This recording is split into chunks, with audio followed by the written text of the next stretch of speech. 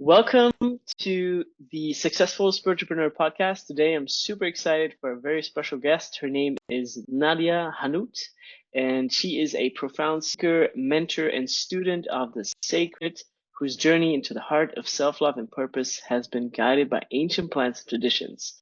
So super excited for her because her path has been one of profound healing and transformation. She's constantly evolving and reinventing herself. And, it's a journey that has spanned over 5 years and ultimately inspired her to move to Ecuador. And this pivotal decision was driven by her deep gratitude for personal growth and the desire to reconnect with her roots in Ecuador. Nadia has dedicated herself and her life to understanding and being in service to Mother Earth and the essence of life itself. Nadia's approach to her studies and practice is holistic and integrative. She engages deeply with personal experiences and the wisdom of her teachers, exploring the vast rounds of human psycho-spiritual journey, and her academic and practical inquiries encompass a range of topics, including cognitive development, the Enneagram system, consciousness coaching, and methodologies for integrating experiences in altered states of consciousness. So super excited to have her on the podcast. Welcome, welcome, welcome. How are you? Hi, thank you so much for having me.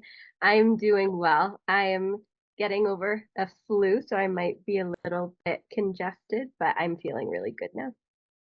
Great, fabulous. I'm super excited to have you on the podcast because you are so connected to everything divine and sacred, and your light is just so pure. So it's really an honor to have you on here. I think there's a lot of interviews that get watched and content that gets consumed by people who are very popular already, like Elon Musk and Jeff Bezos and blah blah blah. And interviews have like millions of views. But for me, it's always a joy to have people on the podcast that just radiate light and are just so pure. And for me, you are one of these people, like a very, very pure soul. Wow, oh my gosh, thank you so much. I I really appreciate hearing you say that, and I have a lot of gratitude for. I think the things that we will talk about on this podcast that I feel allowed me to connect to that light and live in this way. So thank you for reflecting that back to me. You're welcome. Beautiful. So, could you give us a brief overview of your background and highlight some of your just like milestones on your path in your coaching and entrepreneurship realm as well as with plant medicine? That would be fantastic. So, basically, what's your story and what's guided you on your path? For sure, I would love to. So I think before living life and having kind of like the life that I live right now, it's worth mentioning that I spent almost a decade working in tech in New York City. And so I was like the epitome of like an overachiever and a workaholic.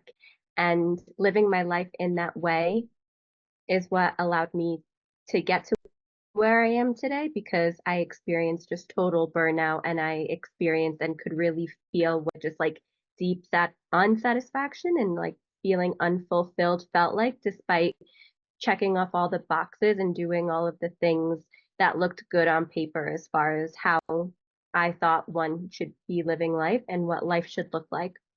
And so somewhere along that journey, because of how unhappy I was, I started to seek healing, like alternative healing methods.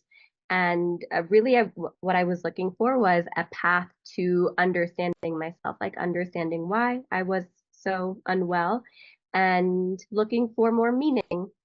And plant medicines have and continue to be a really integral component of my life. Plant medicines were the things that kind of opened my eyes and allowed me to see and understand that I was super hard on myself. I was taking life too seriously, and there was more to life than what I was living.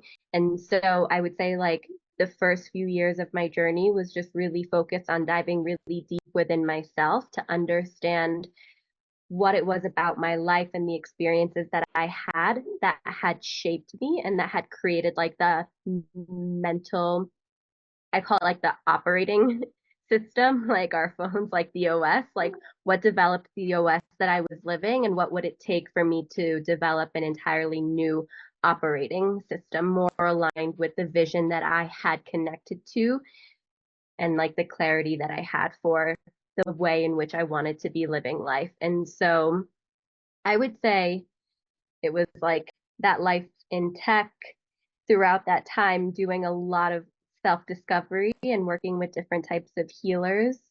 And then, like, I would say, like, a really pivotal moment was getting to the point where I had the courage to like leave my job, leave my entire life behind, and just give myself the time in this space to allow whatever needed to unfold so that I could continue moving forward on my journey. And in that time and space that I gave myself, I ended up coming to Ecuador and then moving to Ecuador to just really dedicate my life to my life's work, which is a couple of different things. And now I am the apprentice of a medicine woman who serves ayahuasca. I am also the student of an indigenous elder in Colombia who works with a plant called Yopo. But aside from learning and being in service to that plant, it's more receiving his healing tradition. It's like becoming a traditional medic. And then I combine all that I'm learning from the plants and my teachers and my own experience, and I channel that into coaching and what I think is like evolving into mentorship for people who are really ready to transform their lives and themselves. Wow, beautiful. Thank you for sharing that. And question from my side is here, what made you pursue a career with plant medicine? Because it's one thing to become, an entrepreneur, right? And a coach and, to start your own thing in a way that's a big step. Like I'm not, degrading that, but to pursue a career with plant medicine is very sacred. So what made you, it's a big, I think it's a big deal. So tell me, how did that come about? Like, how did you decide I want to work with plant medicines and make this an actual career? It's super fascinating. I feel like from the first encounter that I had with sacred plant medicines, like that first encounter with myself, my essence, it was something that I knew. It was a feeling that I had that I knew that my life was meant to be in service of the sacred plants. It was just that I didn't know how. And for a while it was more just an awareness that I had this feeling. It wasn't like after my first ceremony I had the thought, well, now I'm just going to dedicate my life to this. But it was something that was very clear to me. And I feel also, I mean, maybe it's not so important to go into that, but it was just a knowing that I had. And what evolved over time, what I got more clear on over time was how my life would be in service to plant medicines. Like from the first awareness that this was the work that my life was going to be dedicated to having the clarity and understanding that it was ayahuasca and it was this like healing tradition with my elder teacher that like took a period of like 5 years for me to get to that clarity. But I feel like when one connects to just a truth that is that just so true within themselves, it's like there's no doubt, there's like no second guessing. It's just I just knew. Beautiful. And so, did you have any, like, tell us, maybe some challenges and along your path of, becoming a spiritual entrepreneur, especially with plant medicine. What is some tricky moments and how you overcame those? Would be beautiful to know. I would say the first thing and the scariest thing was walking away from the like I like to call it or think of it as imaginary security that I felt that I had with the life that I was living previously. I had a job that paid really well. I was living in New York. There, my life felt very like comfortable and predictable and like if excuse me, like it was safe. I guess is just how I would describe it. Mostly because of the material aspect of it. It's interesting that you get to cough now, because like you just mentioned, before the podcast that you did ayahuasca recently, right? So maybe the medicine is still a little bit active, and now you're talking about all this like old stuff. It's like, it wants to be released, to be you know? It's so true. And so walking away from the comfort and the security that I had is definitely the biggest challenge because it's just really scary. I mean, I remember having thoughts in my head. I think like our minds can often take us to the worst case scenario. So my mind where I would go, like if I thought about me allowing myself to pursue where my heart was taking me, I'd say, okay, like let me give myself a year and just see what happens. And in my mind, it would be like, okay, but if you like leave your job and you take a year, like what if you can't find a job that's as good because like you're no longer as marketable and then you're not going to be able to afford to pay your mortgage and you're going to lose your apartment and you're going to be like living out on the streets and have like no money to do anything or take care of yourself.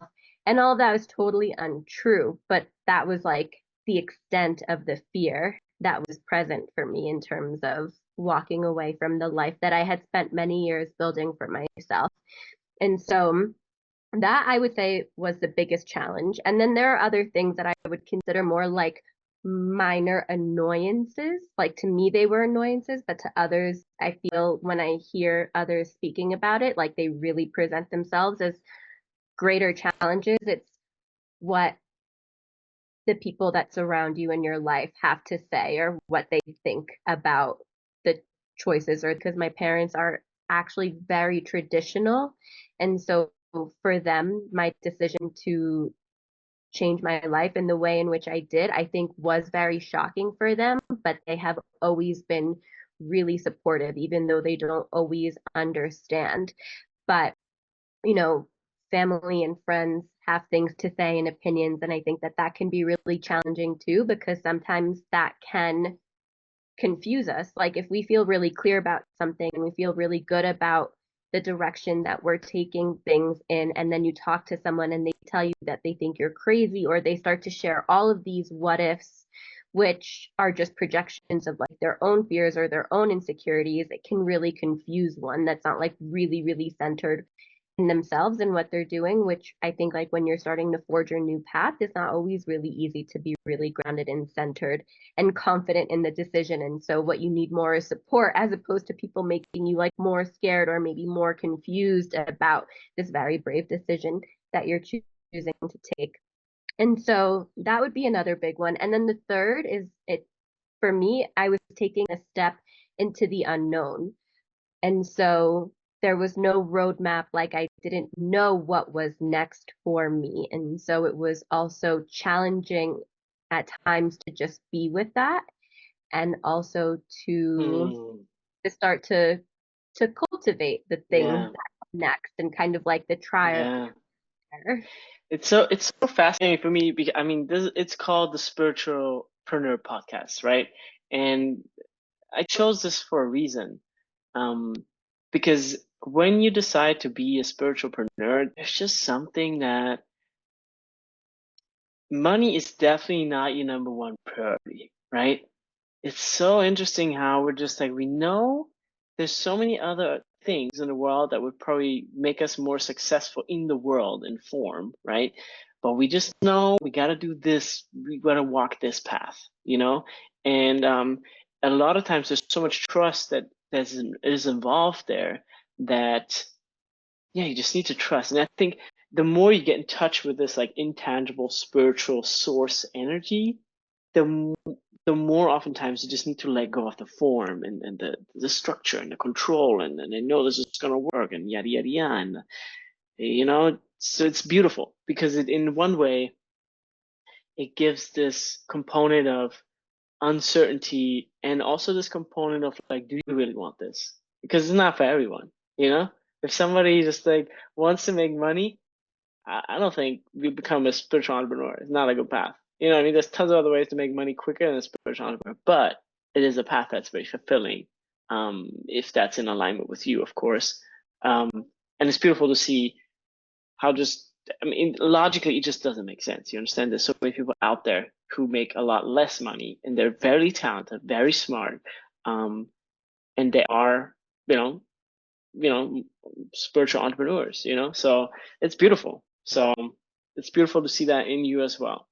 And yeah, so my next question would be, when it comes to, you know, starting your own business and being an entrepreneur and, you know, building an online identity, what strategies would you recommend for developing an authentic online presence for anybody who's listening in and they're thinking about like, you know what, I just have this calling in my heart and there's something on like there's a message that I have that the world needs to hear. Like, where do I start? What do I do? What is there a strategy? What do you anything that comes to mind?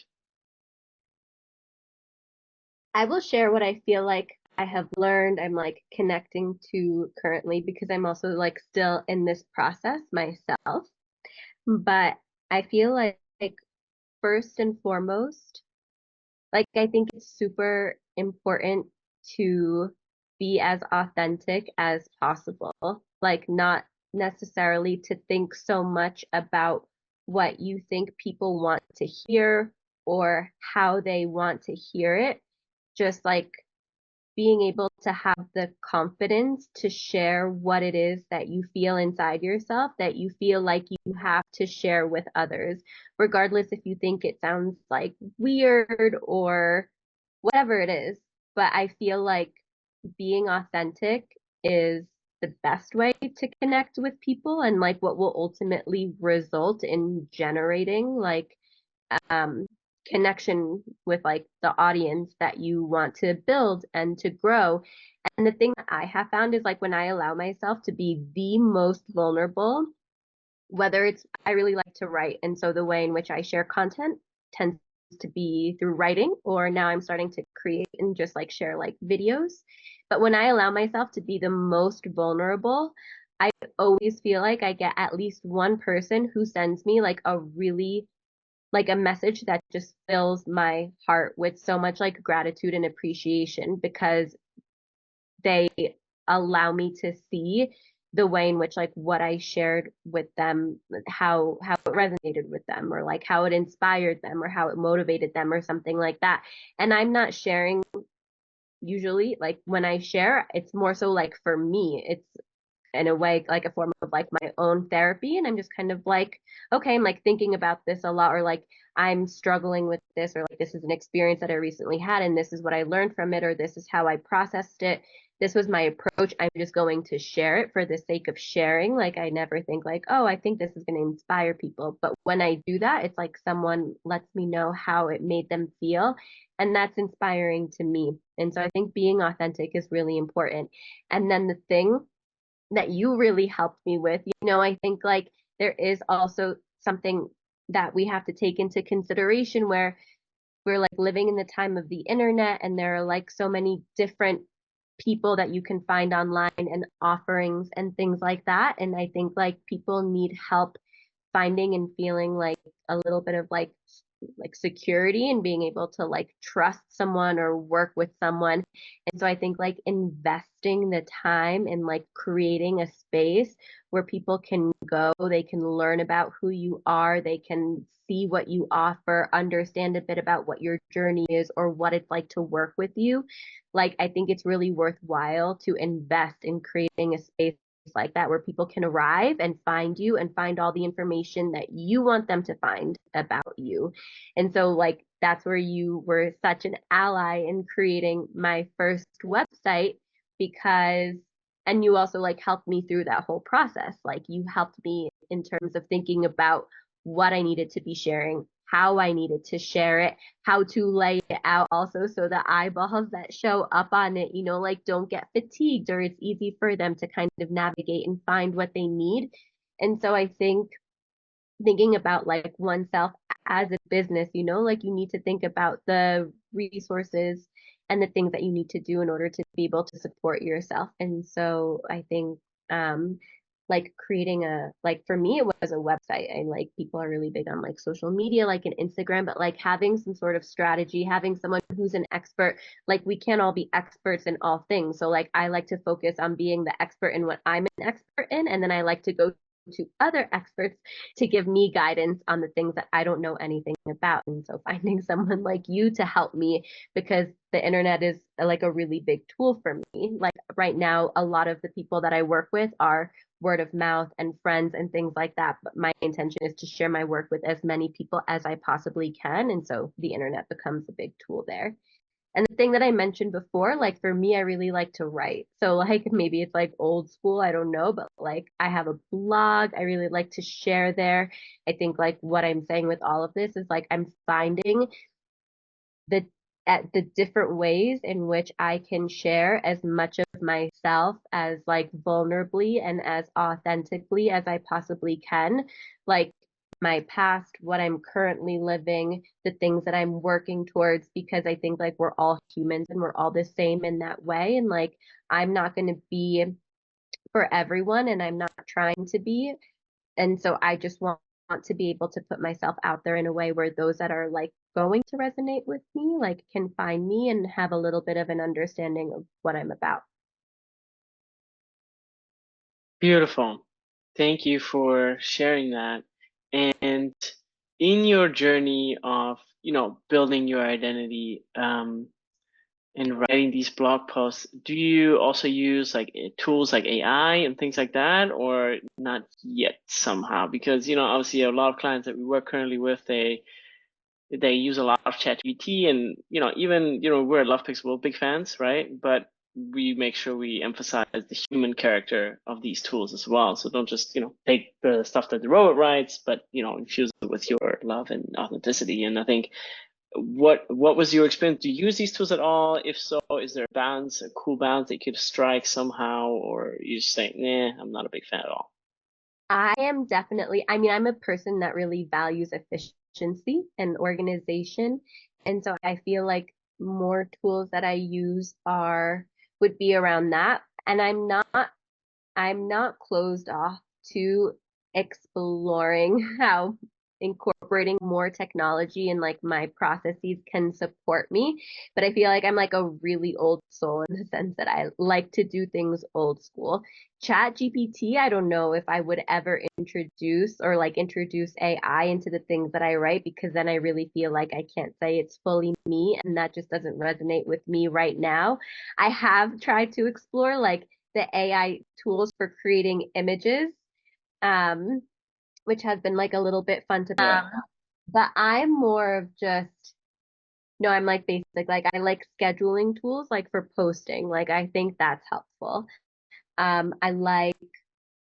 like tools like Evernote, like for where I can like keep track of like ideas, or actually in the future, a really good friend of mine and I are planning on starting a podcast as well. And so I think like more technology will come in the works in the future, but it's also like a lot of work. It's like there's so much time and energy that I spent in like the studying that I do, and then the work that I do, and then this whole thing of like the more business side of things is a lot. And so I'm still getting the hang of it.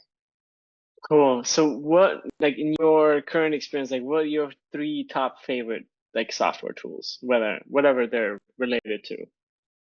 I mean, I really like I said, like Evernote for like if I'm like planning things, and writing and things like that. So I use Evernote. I'm like just like a really big fan of like the Google suite, and oh, Canva. Canva is a great ally. Canva is what I use like to create posts and content for my retreats and things like that. And so I appreciate Canva a lot. I love that. I can hear the love out there. She said, I appreciate you, Canva. Right, leaving some love here for Canva. That's good. Yeah, I think Canva is such a big tool because, I mean, I know I'm proficient in Photoshop, but just like when I learned it, I was like, this is a different language, this program, Photoshop. So it's like Canva just makes it so easy for people to just create their own content and graphics, and it's a great tool. We It we love it. especially for like the non like talented folks like me, like with that stuff. Yeah, well, I mean, Photoshop is very technical. It's just so many settings, and I don't even use half the settings that there are. It's crazy. Mhm. Okay, cool. So I want to shift the conversation a little bit more like, okay, how do you maintain balance between your work and your, personal life and, with all the things that you do? Is there any routines that you have, any, wisdom you want to share with us? We'd love to hear it. Yes, I mean, for me, that balance is like really important and something that's always really top of mind for me because I feel like we can only give when our cups are full. And so it's like really important to take care of ourselves. And so, like on a daily basis, I have a routine that I feel really supports me, and that's meditation, some form of movement. I live on a mountain, so I like to walk on the mountain, or I do some yoga and writing. Like I sit down and I write like 1 to 3 pages the first part of my day. These three things I try to do every morning, like before I get started on my day, and that I feel helps me be centered and be grounded and be able to like do the things that I need to do from the best place. And then aside from that, like more and more, I put more attention on my nutrition and how I eat and how I nourish myself and take care of myself. And for me, time and space to like really rest and recharge is really important. And so I'm really intentional about giving myself that time. Like staying home or just doing things with myself and taking time off, just disconnecting. Because for me, I'm just like fully aware of my capacity and my energy. And I can just see like what my output looks like when my energy is low, whether it's like physically, mentally, or emotionally. And so every month I have days where I just like spend time at home doing nothing, doing things that are restorative for my mind and my body. And every day I have like a practice that feels really grounding to me. Beautiful. Is there any substances like that you can recommend? Like for example, cacao, for example, is a great ally and tool that I use in my daily morning rituals. And tea, I love Japanese green tea. Yeah, is there any other cool little herbs that you know of, or things like that? I'm always a big fan of pointing people into new directions, exploring new allies, new friends. Yes, I have many because it depends on what I'm feeling that I need. But for example, I currently I'm working a lot with rape. It's like a powdered form of tobacco that is inhaled, and it's something that for me is both really grounding and it helps to like really clarify the mind. And so if I'm ever going through like parts of my day and I'm just feeling like there's a lot of mental chatter or I'm just feeling like I need some extra support grounding, rape is a major ally of mine. Cool. I love that. I think we should let's list a couple plant medicines. Doesn't have to whether they're whatever category, whatever, it doesn't matter. And just like discuss their effects, because I mean, from my experience, just like every plant is different. Even though they're all like, psychedelics, but if we want to stay in the psychedelic category right now, we can. I mean, rapé is not. Um, but we can. And I think it's fun to like see, oh yeah, Iboga is this way and ayahuasca is that way and da, da, da, da, da. It's like I think let's do that. So let's talk a little bit about plant medicine and the energy of the plants. Like what's their character? How are they like? Who would they be? Like if this would be a person, they would be like this energy. I think let's do that. Let's do a little list up. Okay. So let's start. Um, Let's start with the big one, ayahuasca. okay. Let's start with the big one. Okay. I So if think like ayahuasca was a person, like how would it be? What would the energy be and feel like? ayahuasca, well, it makes sense that she's often referred to as grandmother ayahuasca because there's the total wisdom that is felt, and then there's like the sharp wit, like hits you over the head with the hard truths, like the things that you really need to like hear and see about yourself, but then also like envelops you in so much love. So truly it is like a real like grandmother energy. And so that is, you know, like the archetype that I would describe. Okay, and what does that mean? Ooh, for me, I think that it's really easy for us to think that we understand what things mean or what words mean with our minds. But what ayahuasca has shown me is that there's a whole nother level of understanding when you feel what something is. And so the first word that I always think of when I think of ayahuasca, and like why also I just like I'll describe her as a grandmother, is because for me ayahuasca allows me to really understand what love means, but not from like intellectualizing it or it being a concept, but feeling it, like feeling an immense amount of love for myself, for the people in my life, like for the earth that gives us everything that we need to sustain ourselves. It's like love and awe. And when I say like wisdom, there's just so much that we can learn and understand again about like ourselves, about our past, about our future, about like this world, this ecosystem that we all exist in, that we are all like interconnected within the universe. Like there's just so much understanding that ayahuasca can give you. And so it literally feels like just like diving the deepest into, you know, like those ancient mystery schools that existed, but like receiving like everything that was in the curriculum, like in one night, like those things are possible.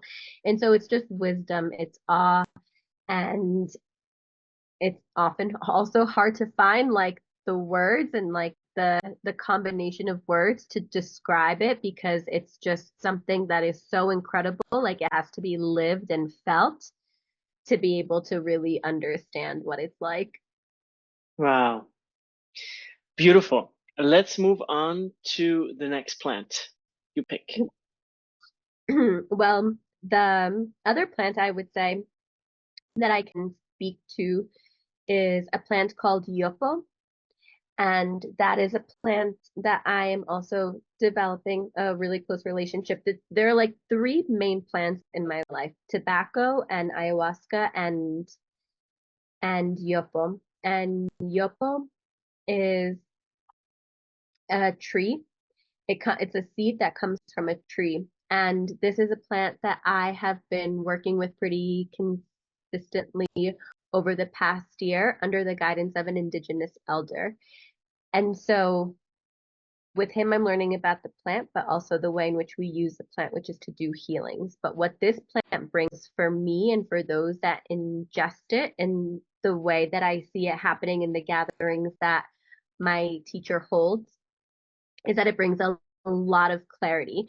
And I think that, for example, a lot of people are drawn to ayahuasca because they hear about the visions and like these experiences that you can have that are like super out of this world.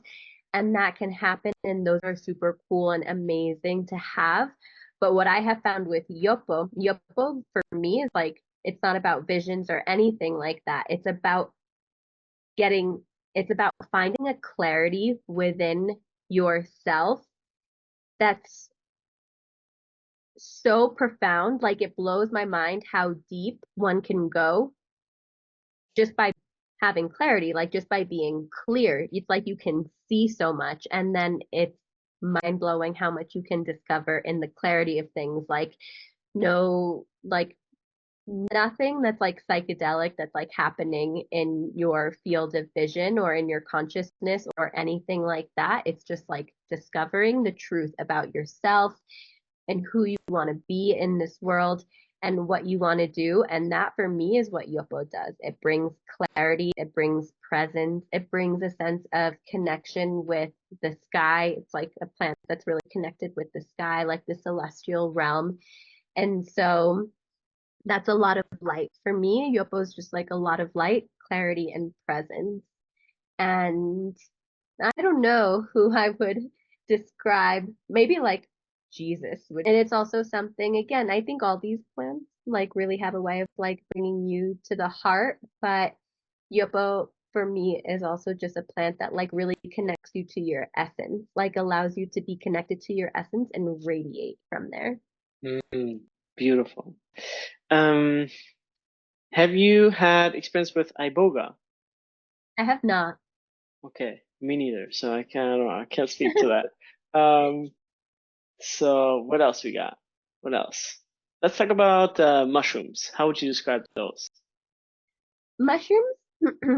I think mushrooms are great. Where would I start with mushrooms? I mean, here, I mean, in like places like Ecuador, Mexico, they're often referred to as los niños santos, but there's like niños means children. Like there's definitely this playful energy that comes with mushrooms. I think there's like a bit Mm, of like mischievousness also that can exist as well. For me, mushrooms, I've always enjoyed having along a ride in nature, like an experience in nature. It's something that, again, makes me feel really connected to the earth. It's not surprising. They come from the earth. All these plants do. Um, Mushrooms, I think, are also like sneakily powerful. Like, I think that they can take you like really, really deep to look at parts of yourself and of your experiences that can be like really dark, but from like a child's perspective. So like still like maintaining that playful sort of energy. mm, The thing that I will say is like mushrooms are the like entheogen that I have worked with in the most recreational manner. Like all other like sacred and master plants have always been more of a ceremonial experience for me. Mushrooms have been the only one that has been more of a recreational thing. And I think like that's something that's really nice about them too, or like with microdosing, I feel like they can help in terms of there was a point in my time in my life where like I was supported by them along creative processes. And that was a really interesting experience to have with them. But now the way in which I engage with plants is like really ceremonial settings only. And I have had experiences with different types of entheogens, like with frog medicines as well, and wachuma and peyote. But now I really just stick to like the plants that I'm like in service to. mm. Okay, great. So we have three more: frog medicine, wachuma, and peyote. And I think that's it. I love it. It's great. Okay. So two types of frog medicine. So my first was bufo, and bufo was for me, as it is often described, a short-lived experience, maybe 15 minutes maximum, but the feeling, the experience happens instantaneously. Um, you inhale like the it's how do I describe it? It's like a secretion from a frog that is heated, and then the vapor like that comes out from that, you inhale it. And as soon as you inhale it, it's like you lie down. And for me, the experience was one of like a total dissolution. It was like my body totally dissolved. I couldn't feel my body. And I perceived myself as a little wave of energy, and everything around me just turned into little waves of energy. And that was the experience that allowed me, I feel like, to really understand that everything is just energy. It's an experience that I would say could probably be really overwhelming if you resist, because it's so fast and it's so profound. It feels like a control alt delete of like everything in your psyche, like energy that you have stored that has just been like weighing on your energetic body. And it's really a feeling of being connected to like the energy web that we are all a part of, like this great mysterious universe.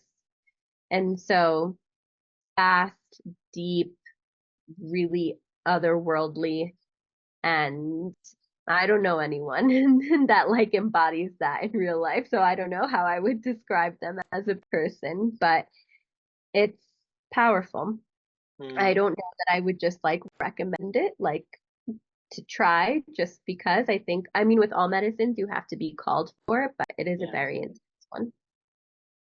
And then the other frog medicine is combo, which is really, really beneficial for the physical body. Like it really helps you. Let me get my thoughts sorted. The whole point of having combo is to initiate like a mega purge. Like no part of the experience with combo is enjoyable, starting from the fact that the way that it's applied is that there are some very superficial burns. They're superficial, but you're getting burnt on your skin. Then the combo is applied to those burns. And then pretty soon after, you start to feel really unwell physically. A very normal reaction is that people vomit. It can also send you to the bathroom, or you can release what you need to, crying, laughing, yawning, but most common is that you vomit or that you go to the bathroom a lot. And so it's really able to like get the bile out from like the depths of your liver. Apparently, like that purging process also initiates some sort of like purification process of the blood. It's all about like fertilizing your immune system and purifying like the organs that like are responsible for processing all of the toxins that we ingest in the body. So there's a reason why they call it the vaccine of the jungle. Like it's something that really supports your physical health. Although it can also like it's also serves all of these also always serve to like clean you of like the mental, like the toxicity and like your mental emotional patterns too. Wow. And yeah. And then I guess Wachuma, the cactus medicine, San Pedro, is is like drinking sun because these cacti grow, you know, in the mountains.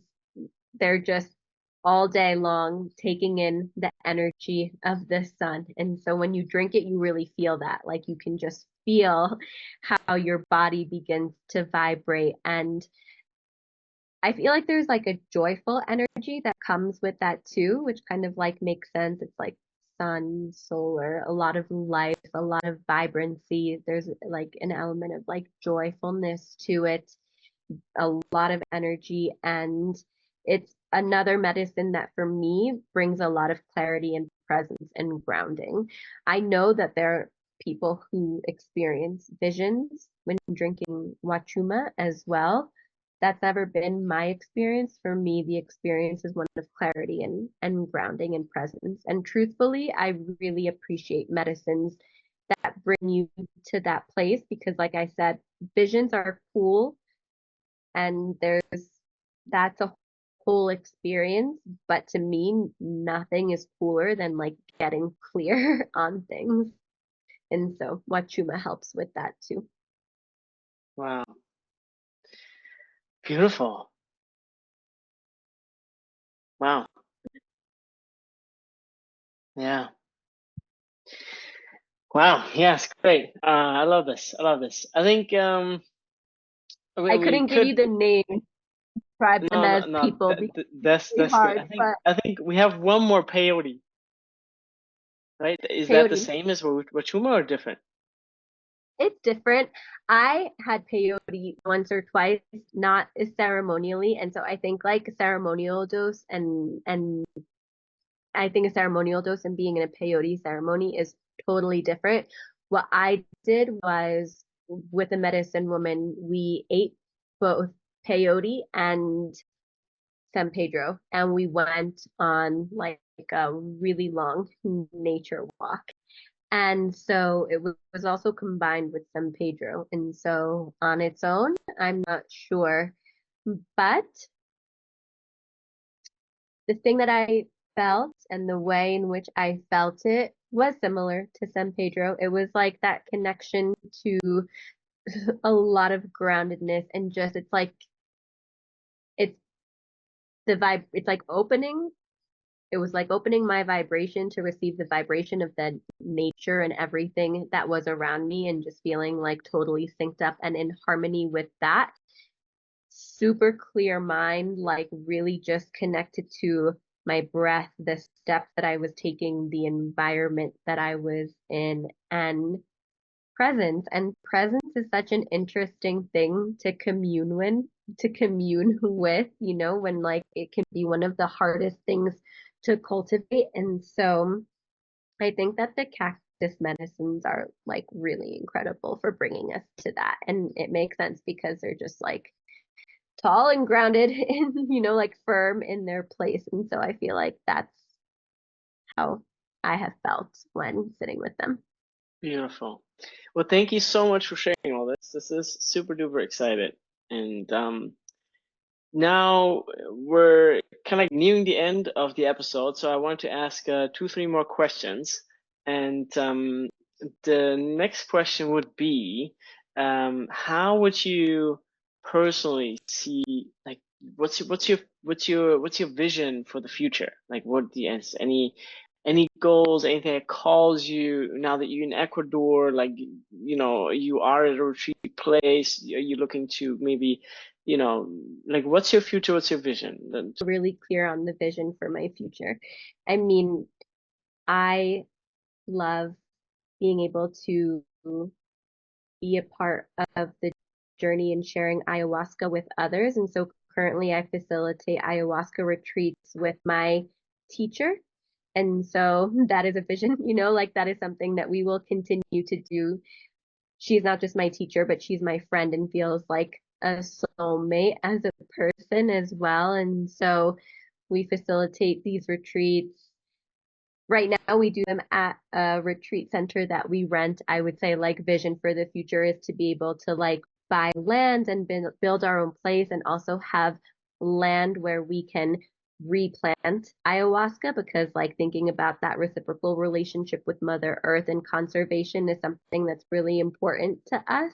And so I see that as also like a conservation project that we will have and we will tend to and like grow old together serving ayahuasca. And then the reason why I'm studying with this elder in Colombia, his name is Abuelo Clemente, is to receive his healing tradition. It's like my version of medical school, basically. And so my intention with that is to be able to work one on one with patients and with what I'm receiving from him.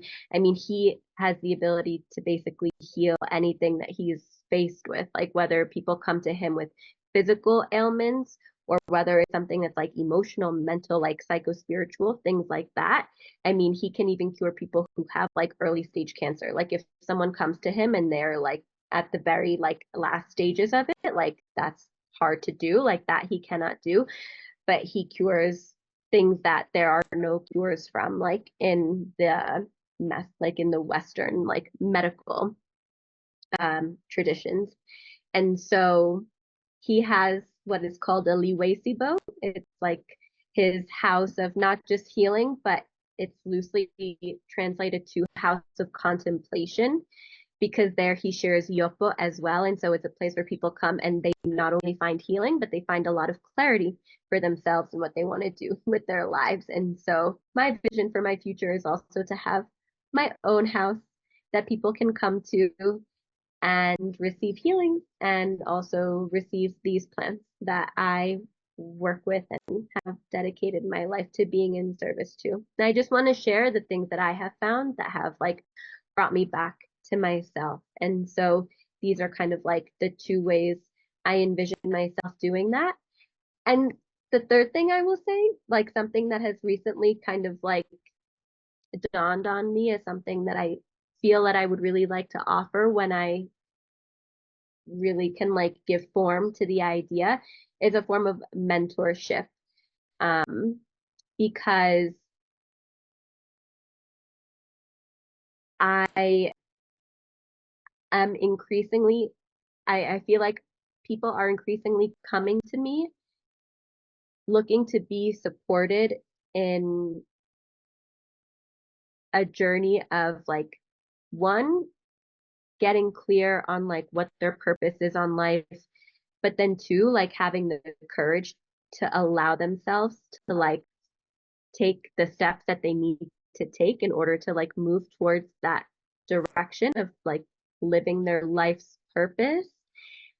And it feels almost like a little bit, it's like I don't even feel like I can like fully say this sometimes because I'm just like, I don't know, it makes me feel a little bit uncomfortable. But I guess like people come to me, they see me as someone who has been able to do that, like to just go after what I feel is my life's calling, and they are looking for support to be able to do the same. And so I feel like I would really love to create a way of working with me where there is guidance in the ceremonial and like sacred plant medicine space, because I think like that's a really big part of like helping to get to that truth of who we are.